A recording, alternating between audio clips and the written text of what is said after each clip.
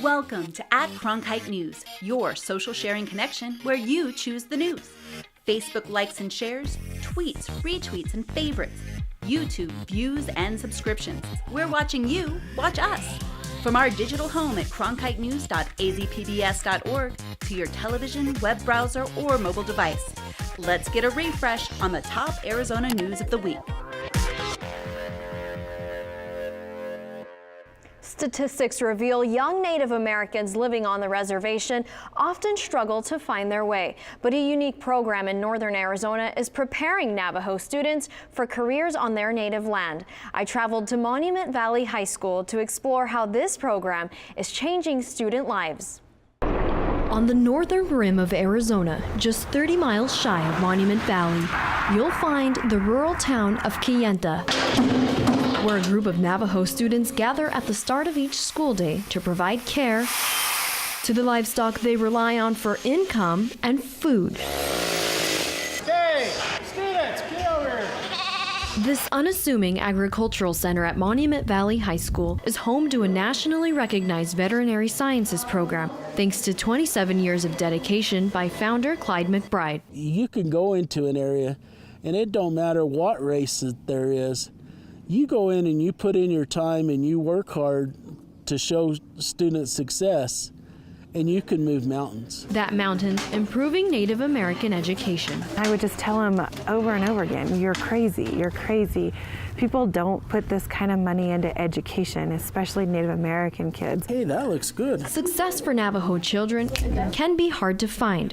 A 2014 Arizona Department of Education study shows a 74% dropout rate among Native American students. But McBride's students are beating the odds. 100% of them will graduate high school, and 75% will go on to college. It's like life giving to life. Working with the livestock gives students like Najoni Begay purpose in a place where substance abuse is prevalent among teens. About, a year ago, I really had nothing to do, That's when I basically, turned to like abusing drugs and all, and I really didn't have a goal in life.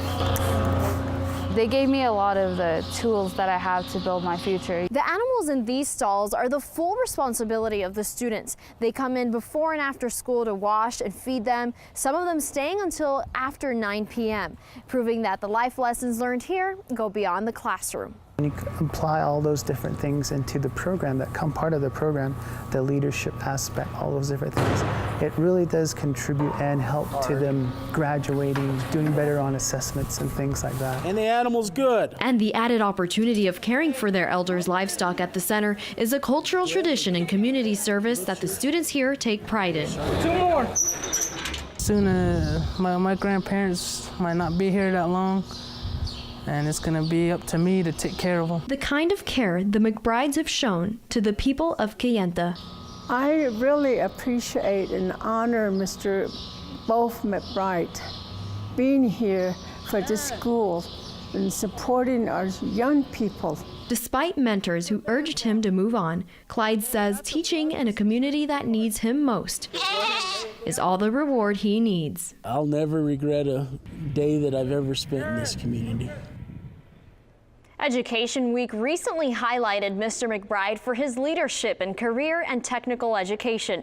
This month, he and his wife will travel to D.C. to be recognized during Ed Week's Leaders to Learn From event. The Phoenix Housing Department has been chosen to participate in a national program which will revitalize public housing. Drew Marine is in the broadcast center to tell us about plans to remodel several properties. Out of nearly 200 properties, 5 low-income housing complexes in Phoenix are chosen to get an upgrade. Some are getting new amenities like a pool or even a walking trail. It's a pretty old complex. The Foothills Village Apartments is almost 50 years old and it's showing its age. But thanks to funding from the U.S. Department of Housing and Urban Development, it's getting a makeover. Less things are gonna break, less work orders, make it nice, more welcoming to other people to come to the community.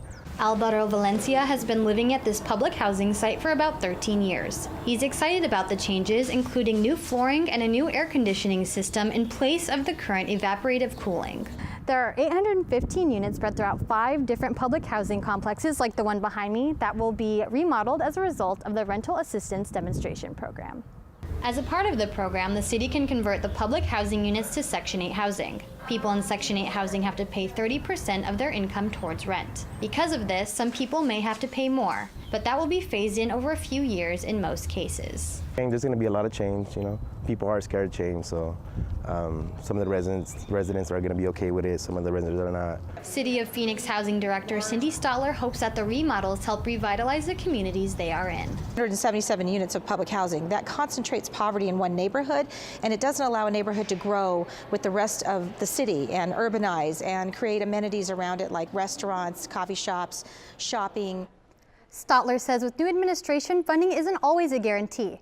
But if and when the Phoenix Housing Department gets the projects approved, the public housing sites will undergo the changes within next year. In the Broadcast Center, Drew Marine, Cronkite News. He already makes one of the fastest cars on the planet and has launched rockets into space. Now Tesla and SpaceX CEO Elon Musk wants to find a faster way for mass commuting. And as Farai Bennett reports, a group of ASU engineering students are on it. This flywheel is moving 750 miles per hour. That's the speed ASU engineers hope to achieve by traveling from Phoenix to San Diego. We have traffic problems just like everywhere else, and so we want to try and see what we can do to not only alleviate some of the traffic problems that we have, but create a more sustainable solution. Lynn Nefkin is the co-lead of ASU Hyperloop team that is competing with schools around the nation to partner with SpaceX to create this form of transportation. The Hyperloop is a new form of transportation that has been proposed by Elon Musk of SpaceX. And what we're looking at doing is creating, picture an airplane without wings, and it can hold about 26 to 28 people, and this is called a pod. And inside of a steel tube, this pod will travel. Nefkin says that ASU and SpaceX's goal for this innovation is to make time a lot more reliable than it is to fly a plane or drive a car. The innovation's changing the world. It's being able to tell somebody that in 10 years and 20 years they'll be able to go to San Diego for lunch. They'll be able to go to Vegas for lunch. Spend half of their lunch hour gambling away their life savings. Why not? Some of the features the pod plans to incorporate are magnetic levitation and compressed air that removes atmospheric drag, which will make the loop go faster. The ASU goal, a day at the beach could be no more than a 30-minute drive. In Mesa, Farai Bennett, Cronkite News. The AZ Hyperloop team hopes to meet with SpaceX this summer to determine if the plans will be chosen. The city of Phoenix is currently recycling approximately 17,000 pounds a year of glass. But not all glass gets recycled. Reporter Nicole Gutierrez tells us how one company bases its business on old bottles. According to the EPA, people in the U.S. generated more than 11 million tons of glass in 2014 alone, and only 1/4 of that glass is recycled. But a Valley company is rescuing wine bottles to do its part in the recycling process. This was a perfectly good wine bottle. Now it's on its way to a new life. This is an example of a glass that might be made from a bottle like this. Ray Del Moro is owner of Refresh Glass. He refreshes old wine bottles into cocktail and water glasses. His business has processed more than 1 million bottles in 8 years. This is a carafe. We have the ability to do printing and custom engraving as well. And then we also make planters. Some people use these as shot glasses. So we have a fairly wide variety of different functional uses that we can make out of a single wine bottle. Pig and Pickle says that using cups made out of recycled wine bottles is both functional and durable for their restaurant. I've worked in bars my whole life, and on average, I'd say probably a dozen glasses get broken a week, and that's probably on the lighter end. Whereas these, maybe a dozen every couple months. McGregor also has glasses made specifically for his bar. So I like the fact that they're all different sizes, a slightly different color, or something a little bit different about it. So these are all the tops of the wine bottles, as you can tell. So I made these surfboards in my garage, and these are a whiskey flight. So now if you don't want to get just one style of whiskey, you can pick 4 different kinds and get a sample of all 4 whiskeys. According to Keep Phoenix Beautiful, you can do your part to recycle glass by making sure bottles and jars, as well as food-grade glass containers, make it to the recycling bin in the first place. But remember, window panes, mirrors, light bulbs, and treated glass, like the ones you find in your car, should be disposed elsewhere. In the Broadcast Center, Nicole Gutierrez, Cronkite News. They may be hopeful or they may be pessimistic about the nation's future, but many Americans are not informed about how the country runs. And some states, like Arizona, have a solution in mind. Anthony Marroquin in our Washington bureau spoke with Governor Doug Ducey about what Arizona is doing. We met up with Governor Ducey at the National Governors Association, which wrapped up in Washington today. He said that civics is very important and that states need to take the lead. When 10% of our college graduates believe that Judge Judy sits on the Supreme Court, it's just not that funny. It's a national problem that has been called a quiet crisis. How can we expect our children to protect the principles on which this country was founded if they don't even know what those principles are? And one Governor Doug Ducey said is up to the states to fix as quickly as possible. We expect them to do their part, but I would challenge all the governors here, have we all done our part? Arizona was the first of 15 states to pass legislation like the American Civics Act, a law that requires all high school students to pass the same civics test naturalized citizens take in order to graduate. We all know that before you can read, you have to learn to spell. And we believe that the questions posed by the civics test are just as fundamental in civics. In an interview after his speech, the governor said focusing on the area of civics will allow the country to move in a more unified direction. What we'd like to see is more civil, respectful, and healthy debate that can build consensus and move the country in the right direction. And though he said there is still ways to go, he is hopeful for the country's civic future. You know, Arizona was the 48th state to join the union, so we know that sometimes good things can take some time. The Joe Foss Institute is looking to have similar civic education laws passed in all 50 states by this fall. In Washington, D.C., Anthony Marroquin, Cronkite News. She's Arizona's 2016 Teacher of the Year, and she's not happy with the way the Arizona legislature is funding public schools. Cronkite News reporter McKenna Delgarno talked with Christine Marsh to find out why. Christine Marsh is looking at papers from her high school English class, but the Arizona Teacher of the Year would assign a low grade if she were assessing the state's education budget.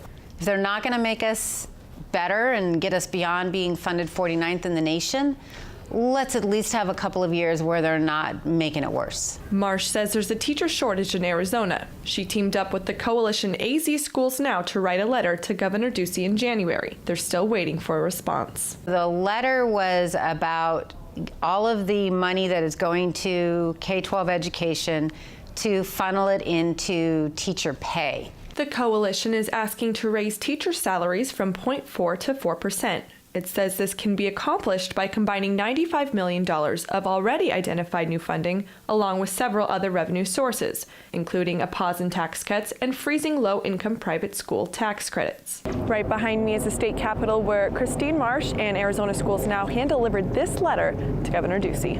They would be getting back to us to set up a meeting, but we have not heard anything. A spokesman for Governor Ducey says he's in the works of setting up a meeting with current and past recipients of the Teacher of the Year award, and that he values alternative insights. However, the spokesman told me the governor believes low-income tax credits are important too. Marsh is hopeful to get that private meeting, but she thinks something as important as education should be a public debate too. Governor Ducey's office says he visits several schools a month to discuss education issues. A new virtual Block Watch pilot program was introduced this morning at Phoenix City Hall. It's an effort to empower local police with the tools already in use in neighborhoods and retail areas. Reporter Joe Constantine was there to find out more. Cameras are everywhere, from your smartphone to the shopping mall, and in some cases, on your own front porch. Now, a pilot program for using this camera network, known as Virtual Watch Block, aims to gather video surveillance from neighborhoods and shopping centers.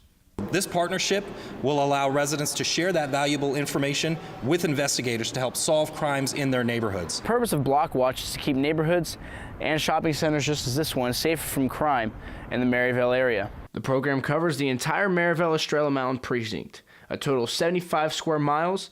That is also home to more than 300,000 Phoenix residents.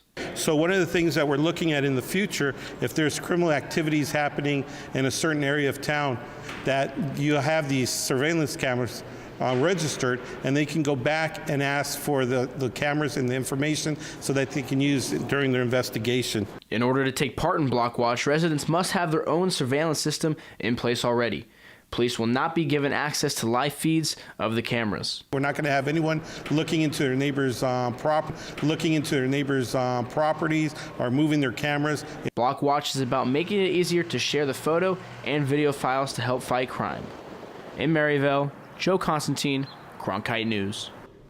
The city of Peoria already has a program like Block Watch in place. Phoenix police hope to have the same success. Jewish community centers nationwide have been receiving bomb threats in waves, and yesterday they hit Arizona. Cronkite News reporter Natalie Tarangoli spoke with leaders in the Jewish community about the impact. Arizona has long been home to about 100,000 Jews, but one rabbi in Phoenix told me Arizona has never seen anti-Semitism to the degree that it is being seen today, so they aren't taking these threats lightly. The Jewish Community Center of North America reports the number of bomb threats to community centers has now grown to 100, and that's just since the beginning of the year. There have now been 5 waves of threats made in 33 states and 2 Canadian provinces. There is unprecedented anti-Semitism in America that we're experiencing today. Unprecedented anti-Semitism here in Arizona that we haven't seen before. On Monday alone, there were 31 bomb threats made to community centers and day schools, including centers in Scottsdale and Tucson. The JCC of North America released this statement in response. Anti-Semitism of this nature should not and must not be allowed to endure in our communities. The Justice Department, Homeland Security, the FBI, and the White House, alongside Congress and local officials, must speak out forcefully against this scourge of anti-Semitism impacting communities across the country. Yanklowitz said historically, Jews have felt safe in America and Arizona. While the threats are concerning, they say they are not afraid. Unfortunately, the Jewish people has a very long history of pogroms and crusades and Holocaust, and we're very strong from that history. So rather than be afraid, our community is prepared to respond in full force. The Anti-Defamation League of Arizona calls the bomb threats disturbing. There's fear, because it's not just the institution that it affects, it's also the neighborhood, and it's also the entire community. We will never take a threat lightly. We'll always take it seriously. At the same time, we'll never back down in fear. The Anti-Defamation League of Arizona advises Jewish community centers and day schools to remain vigilant and make sure they're following their security policies. In the broadcast center, Natalie Tarangoli, Cronkite News. Phoenix is home to a growing number of Muslims. Reporter Drew Marine takes us to one mosque that has opened its doors in an effort to bridge gaps and clear up misconceptions. People of different faiths are here at the United Islamic Center of Arizona to learn more about Islam. The fear after 9/11 of Islam and ISIS and things of that nature, and the only way you can resolve that fear is with knowledge. The audience member had asked, why are some Muslims violent if Islam is a religion of peace? The United Islamic Center of Arizona opens its doors to people of all faiths to build bridges in the community. So we have so much in common, and that's what we need to build on. Panelist Aisha Kawaja says bringing adults of different backgrounds together sets an example for kids to be open-minded. I think what it does in terms for younger generations is to promote that environment of tolerance and unity that we all really long for.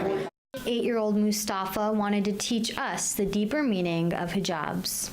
When the women wear the rafta that's on their hair, that lady over there, what it actually means is for peace. And that was the goal of the Islamic Open House: to learn, to share, to live peacefully. In Phoenix, Drew Marine, Cronkite News. Flagstaff is preparing for the first of several increases in minimum wage starting this summer, but not everyone is excited about it. I drove to northern Arizona to explore how one proposition has opened a divide. At the Flagstaff Nut House, treats are aplenty, but its owner says customers will only pay so much. If we're able to make a profit, then yeah, we'll stay in business. But if we're not, I don't think that we'll be able to stay in business.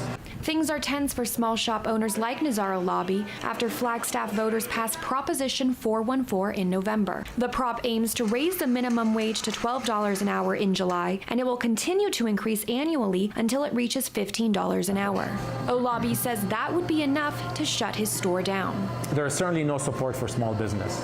That, I feel. But supporters of the increase say the current financial track is simply not a livable income. A new state law mandates a $10 per hour minimum wage. When we got a little bit slower right before Christmas, it started getting really hard to pay for my rent and all of the bills and utilities. Because the proposition is such a divisive subject, many minimum wage workers in the downtown area were hesitant to talk about it. In fact, advocates on both sides say some stores opposing the increase have seen boycotts. The leader of the local Chamber of Commerce says it's time to make peace. The most conversations we've had has been at City Hall when it's been contentious. So I'm certainly willing to sit down and speak with anybody. Stuart McDaniel says returning to the ballot box to reverse the proposition could be the only way to close the divide. But back at the Nut House, Olabi hopes his shop and others will survive until then. Definitely going to increase our prices, there's no doubt about it. We have to. City Council denied opponents of the proposition a special election. Voters will have to wait until the next general election in 2018 for any changes to be made. The vast majority of low-income housing for veterans is single men, but a new project in the city of Tempe is catering to an overlooked group, veteran families. Cronkite News reporter Anthony Mitchell takes us to a much-needed construction zone.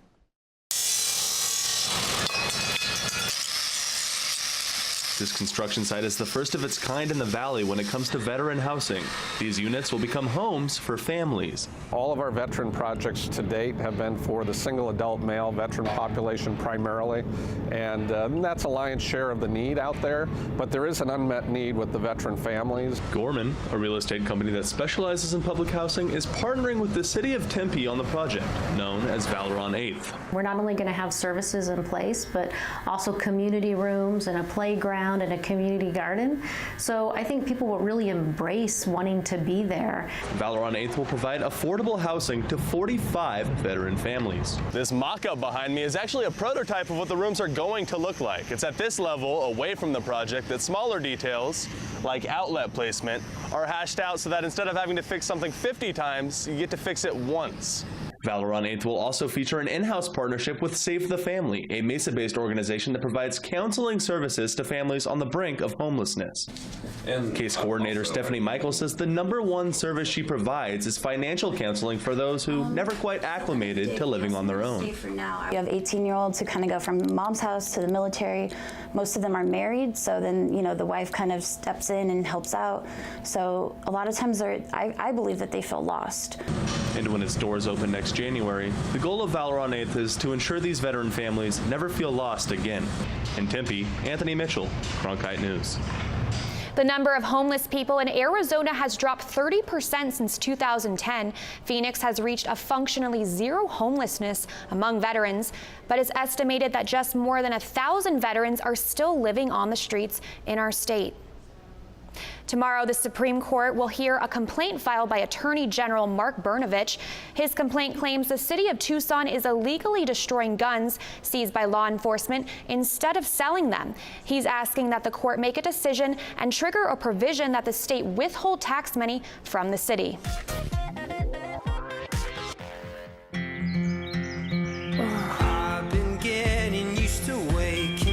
Come and play with us. Onward and onward!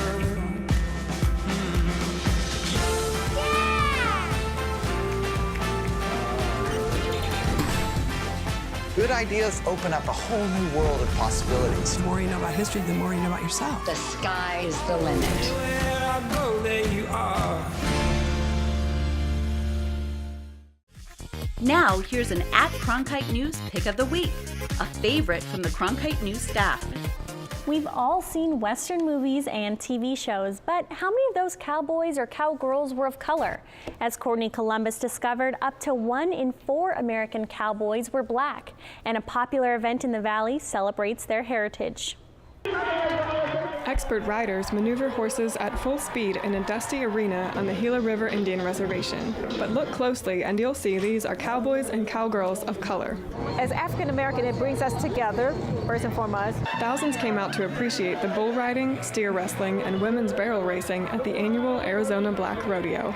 It's the way to, acknowledge the town that, black cowboys are for real.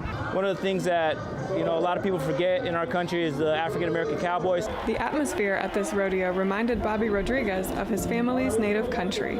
My family is in Brazil, and Brazilian rodeo is somewhat like this, a lot of dancing, a lot of good music. It's Charlie Sampson's third time at this event, but his involvement in rodeo goes back more than 4 decades. Get on this. Come here, little lady. After all the years of training to be a bull rider, I lucked out and won a world's championship in '82, but I was fortunate to be the first man of color to win a championship in professional rodeo. What a great honor. Phoenix resident Kim Stewart attended the rodeo for the first time this year. Just the overall event was wonderful. Watching everyone, the children, the women, cowgirls were awesome. They're so strong and fearless. Although most of the participants were black, the rodeo was of course open to people of all races. Rodeo has no color line. In Chandler, Courtney Columbus, Cronkite News. Cronkite News tracks your likes, tweets, and shares from all our social sites to bring you this news special. At Cronkite News, our weekly refresh. Join the conversation so you choose the news. Like us on Facebook, follow us on Twitter, subscribe to us on YouTube, and log on to cronkitenews.azpbs.org for top Arizona stories anytime.